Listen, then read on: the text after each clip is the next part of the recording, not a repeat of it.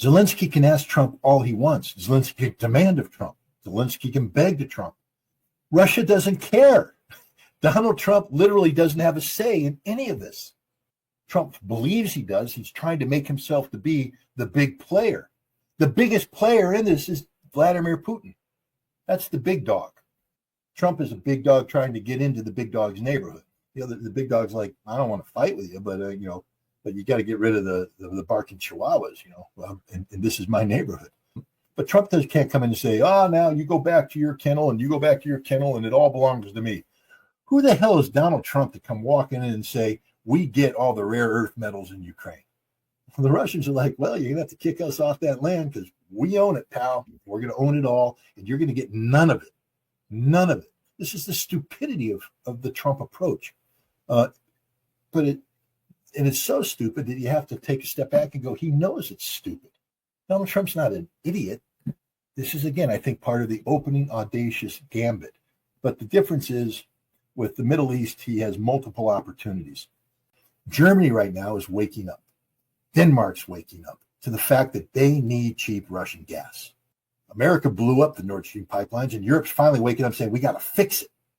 Why? If you're so against Russian energy, if you're passing these sanctions, why are you fixing a pipeline that connects you to Russian gas?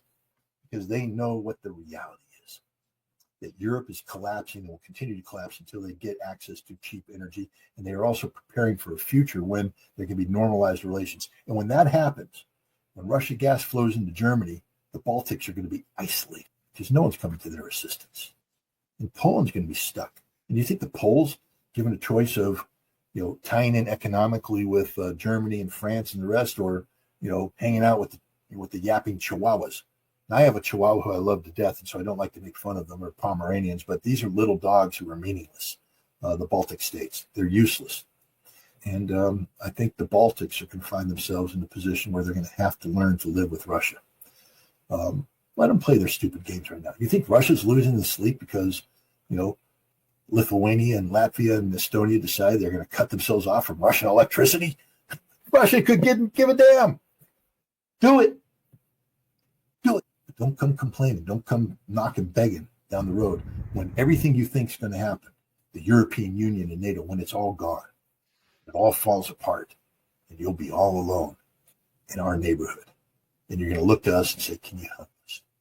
And like Finland's going to find itself very lonely. The Swedes always had a good Nordic relationship, but the Finns are going to find themselves very lonely with that big border with Russia that they suddenly tried to militarize, and they bankrupted themselves, and NATO is not going to exist in 5 years, and Finland's going to be sitting there going, what the hell did we do? And Russia's going to be like, you caused this problem, not us. And then Russia's going to dictate specific terms of how to re-engage. The United States was in the business of rebuilding Europe, the Marshall Plan and all that. Who paid for the reconstruction of the Soviet Union? You know the answer. The Soviet Union did. They did what needed to be done. Who's going to pay for the reconstruction of Ukraine? Russia and Ukraine will. They don't need any help. These are people with a history of doing this very thing. They're not pathetic. They're not like the West. They're not helpless. When the Ukrainians get rid of the Banderists, get rid of the nationalists, and go back to their roots, you'll see that they will dig in and they will do what needs to be done to rebuild. And they'll do that with the assistance of the Russians and the assistance of BRICS, of Eurasia. That's the direction Russia has gone. Russia is not going to turn to the West for help. Russia just fought a war to keep the West the hell out of Ukraine. So Russia's not going to turn around and go, hey, let's bring in USAID. Yeah, George Soros, come on in, pal. Help us rebuild Ukraine, you bastard. No, Russia's not looking for help or a handout. Russia doesn't need it. Russia doesn't want it. Ukraine doesn't need it. Ukraine doesn't want it. They'll rebuild Ukraine the way it needs to be rebuilt.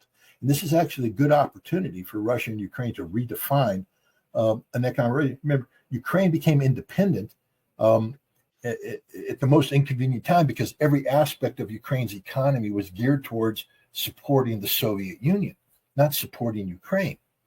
And so, by rebuilding Ukraine, you're going to be redefining these economic relations on a more modern, healthier basis. And again, you have the Belarusian model Belarusian defense industry is totally integrated in with the Russian defense industry, and Ukraine has a very viable defense industry.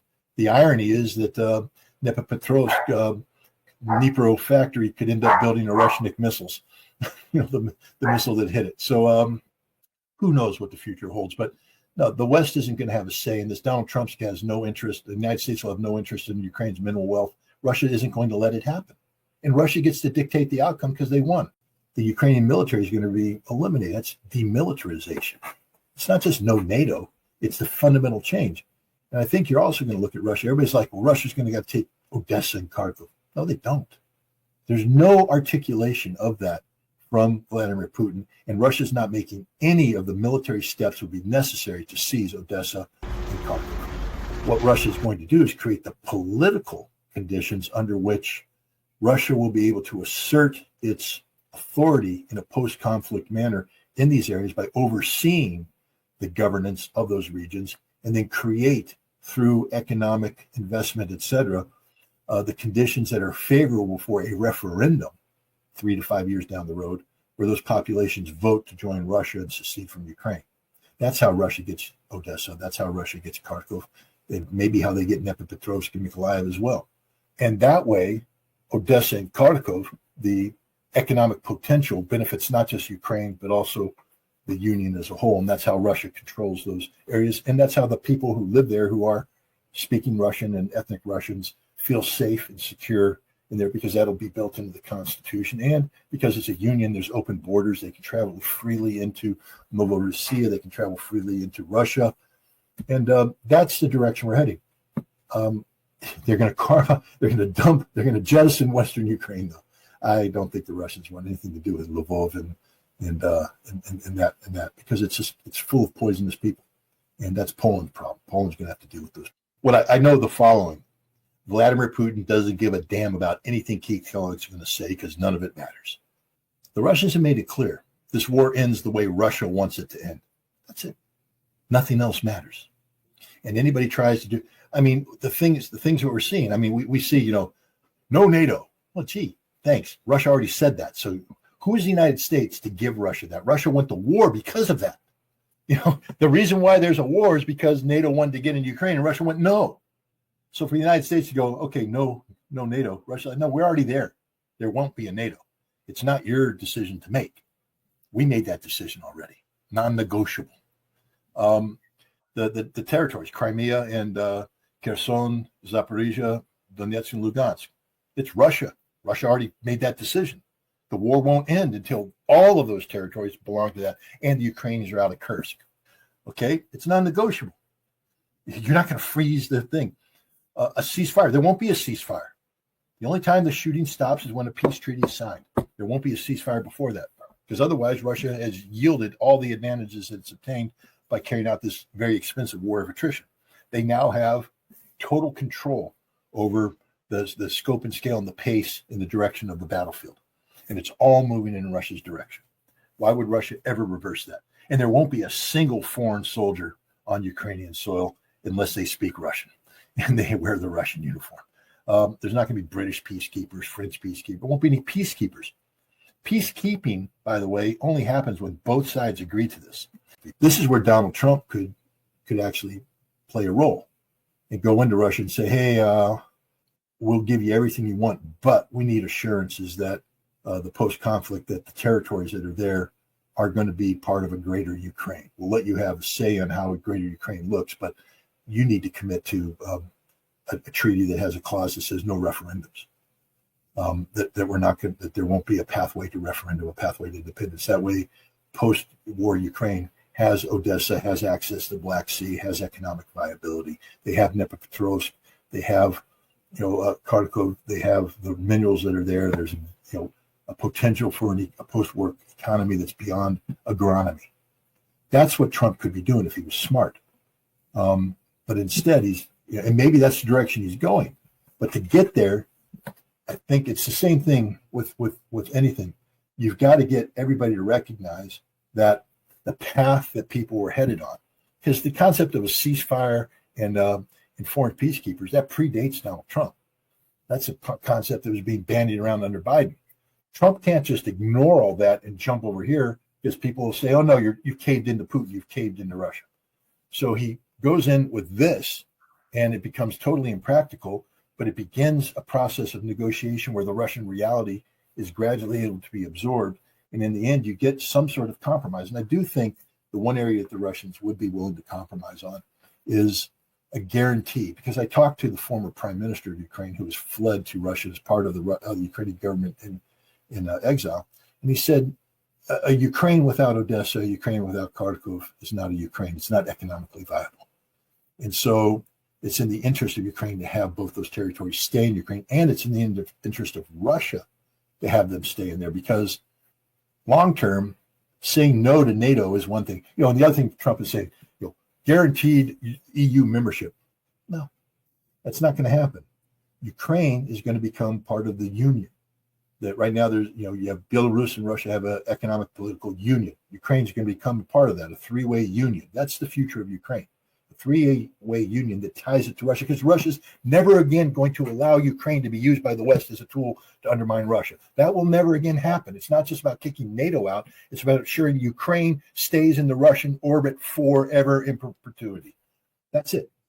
And that's a reality that the United States has to accept and NATO has to accept. And if they don't want to, then this war will go on until Russia dictates that outcome. But Ukraine will not be an independent state leaning towards the West ever again. Russia can't afford that. They're not going to fight this war 30 years from now, which would be what happens if you allow Ukraine to be polluted by the West, to become a member of the European Union. First of all, the European Union is not going to be here in 30 years anyway, so it doesn't matter. But no, Russia is going to insist that Ukraine is part of an economic and political union. But I think one of the things that Trump does is he puts forward, remember, I think we have to treat the Kellogg peace plan with the same skepticism that we treated Trump's Gaza peace plan. Absurd, unrealistic, is never going to happen. But it's the opening gambit. Remember, Trump is putting something out for not just the Russians, but the Ukrainians and NATO. He has to play those too. And I'm pretty sure at the end, the Russians are going to get what they want, because that's the only way this war ends. If Trump wants the war to end this year, then he has to fast track getting Russia to where it wants to be. If Trump causes a problem, Russia will get there on Russia's timetable.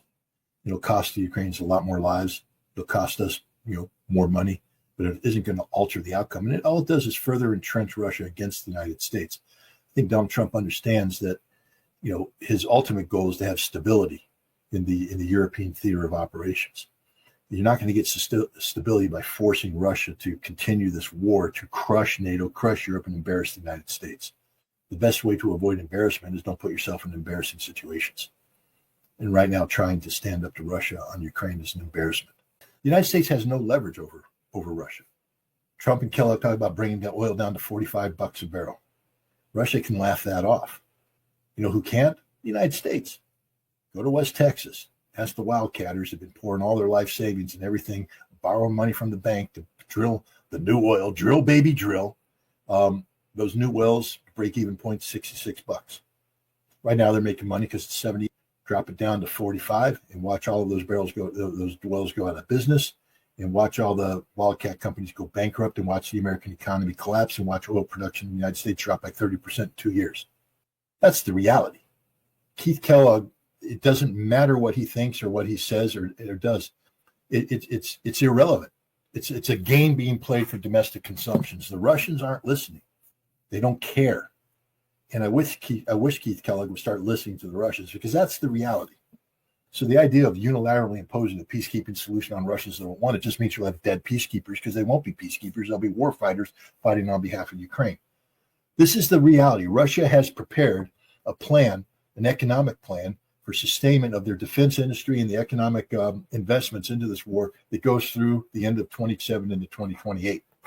Budanov, the head of Ukrainian intelligence, says that Ukraine ceases to exist this summer. You tell me which model is the more sustainable model. Right now, Ukraine is laboring under the false promise of American support, and America will back them up. But when it becomes apparent that it's all over, as Budanov said, Ukraine ceases to exist.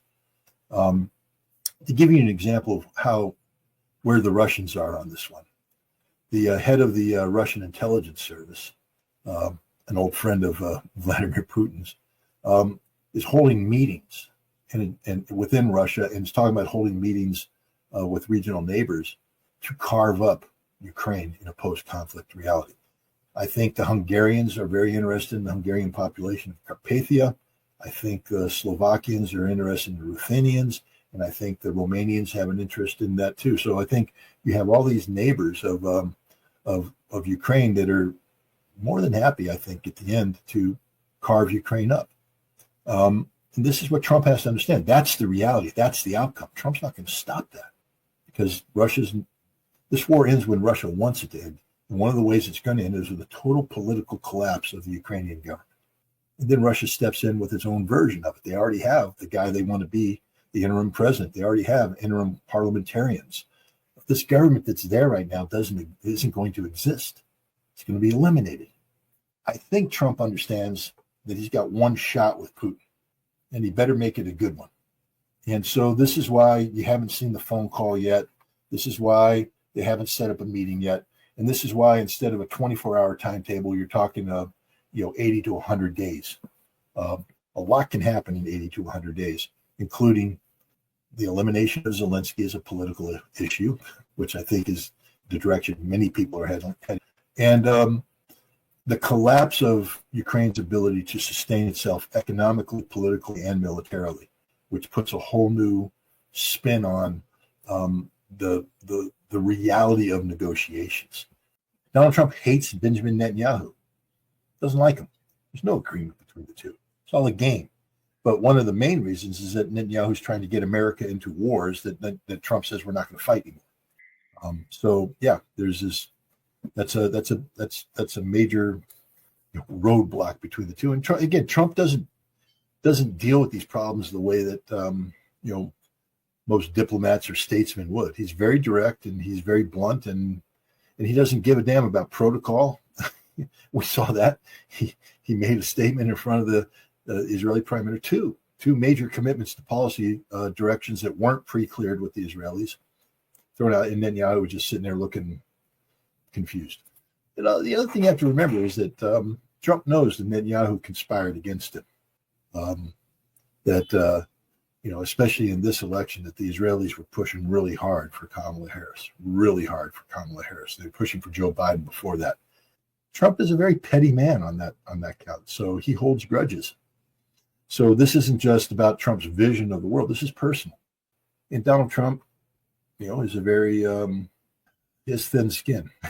He holds a grudge. So we'll see what happens. But they basically proved in Donald Trump's mind what everybody knew, that none of them have a solution. It's amazing Saudi Arabia can sit there and say, we won't normalize relations with Israel until which time there's a Palestinian state and its capital is in East Jerusalem. How do we get from here to there, pal? They don't have a clue because they don't want it to happen. Saudi Arabia doesn't want Palestine. Jordan doesn't want Palestine. Egypt doesn't want Palestine. None of the Gulf Arab states want Palestine. If they did want it, we'd have a Palestine today. They don't want it. They're just playing lip service because the genocide that Israel carried out was so outrageous that the people of the streets can't be ignored. So the governments are placating them with throwaway statements. But Donald Trump's called out their hypocrisy because none of them have a solution. All they can do is say no. None of them can say, no, why don't we try this instead? None of them have a solution. The United States doesn't own Gaza. We're not putting troops on the ground. We're not driving 1.9 million people out. It isn't going to happen. None of that's going to happen. That's just Trump's opening game. And again, you have to rely on people who assess what others do for a living, look for patterns of life, patterns of behavior. And Trump's past patterns of behavior, I think, are a good judge of what he's up to. Go back and look at North Korea and what he did with North Korea in his first term. Fire and fury, threatening nuclear war. Kim Jong-un, if you sneeze, if you dare do this, I'm going to blow you off the face of your boom. 6 months later, he's meeting with the guy, 3 meetings, including one at the demilitarized zone, crossing over into North Korea to shake the guy's hand. I don't think anybody who heard Donald Trump speak at the United Nations said, that's how this ends. And I can almost guarantee you that how this ends isn't going to be anything like the statement made by Donald Trump in the White House. It's just an opening gambit. It's the way Trump does business. And so he had to do something different. What he put on the table was completely different. It's unlike any proposal that's ever been put out there before. But it's not a solution. It's a proposal, meaning that he has swept the board clear. Now he's put his proposition on the table. And I think to get a seat at the table, you have to say more than no. I think to get a seat at the table, you have to say no, but here's an alternative. Here's a counter offer. And I think that's what's going on here. I think Trump is playing, a game that's so unlike normal statesmanship, so unlike, normal diplomacy, that people are just totally, been out of whack over this. I don't take what he said literally. I don't read into anything he said, because none of that's going to happen. Literally, none of it can happen. I view this as an opening, proposition in order to get people to come in and say, okay, how do we solve this? You see, because you can't rely on the past tools. The past tools didn't work. Anybody who wants to sit here and make a case that Trump should have just continued doing what everybody's been doing for 40 or 50 years, then you're saying you really don't care about the Palestinian people. I know people are going to say, well, Trump doesn't. He didn't, he's not taking anything, people. Stop. He's not taking anything. So he knows that Israel is the problem. He knows that Benjamin Netanyahu is the problem also. That's why he reposted Jeffrey Sachs's condemnation of Benjamin Netanyahu. Why would Trump do that if he was, the compliant puppet of Netanyahu? Because he's not. He doesn't like Netanyahu. He recognizes that Netanyahu is the problem, not the solution. He knows Netanyahu has lied to him. And if you read into the post that he put out with Jeffrey Sachs, he knows that Netanyahu has set America up to get involved in Israel's wars, to have America do the fighting for Israel. So Trump appears to be all-knowing about this, aware of this. What he does, I don't know. And that's the way Trump apparently wants it. But I don't think he likes Netanyahu. I think he despises Netanyahu. Otherwise, why did he do what he did? Netanyahu is white-knuckling it through that presentation. You saw his hands on the podium. He was sitting there going, what the hell am I listening to? What is he saying? Why is he? It was humiliating for the Israeli prime minister. And that seems to be Trump's thing. Bring him in, pomp and circumstances, and then set him straight in front of the world. Why did Trump do that? Only Donald Trump knows.